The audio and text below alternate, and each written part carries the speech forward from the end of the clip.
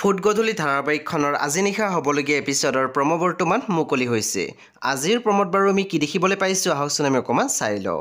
আজিৰ প্ৰম'ৰ প্ৰথম ভাগতে আমি দেখিবলৈ পাইছোঁ কেইগৰাকীমান মহিলাই প্ৰণয়ৰ মাকৰ আগত কৈ আছিল, অনু তোমালোকৰ ঘৰৰ বোৱাৰী হিচাপে ইমান আপ টু ডেট নহয় ৰুণা। তেতিয়া আনগৰাকী মাত দিছে, মোৰ তেনেকুৱাই ফিল হৈছে। তাৰপিছত আমি প্ৰম'ত দেখিবলৈ পাইছোঁ বিৰাজে অনুৰ আগত কৈ আছিল, তুমি বুলিয়ে ইমান সহ্য কৰি থাকিলা। তেতিয়া আমি দেখিবলৈ পাইছোঁ অনুৱে বিৰাজক কৈছে, উত্তৰ ময়ো দিব পাৰিলোঁ হয়, কিন্তু এওঁৰ কথা ভাবিহে। তাৰপিছত আমি প্ৰম'ত দেখিবলৈ পাইছোঁ প্ৰণয়ৰ দেউতাকে কৈ আছিল, অ'নাৰশ্বিপৰ কথাটো বাৰু ঠিকেই আছে, কিন্তু শ্বেয়াৰৰ কথা হ'ল প্ৰণয় চলিহাক তেওঁলোকে 50%ৰ ঠাইত 60% শ্বেয়াৰ দিব লাগিব। সব অনুবাদকীসকল আজি নিশা 8:30 বজাত ৰং টিভিত আহিবলগীয়া ফুট গধূলি ধাৰাবাহিকখন খুবেই বেছি ইণ্টাৰেষ্টিং হ'বলৈ গৈ আছে। আপোনালোকে চাবলৈ একেবাৰে নাপাহৰিব। পৰৱৰ্তী আপডেটৰ বাবে আপোনালোকে আমাৰ চেনেলটো ছাবস্ক্ৰাইব কৰি কাষত থকা বেল আইকনত টিপি দিবলৈ একেবাৰে নাপাহৰিব।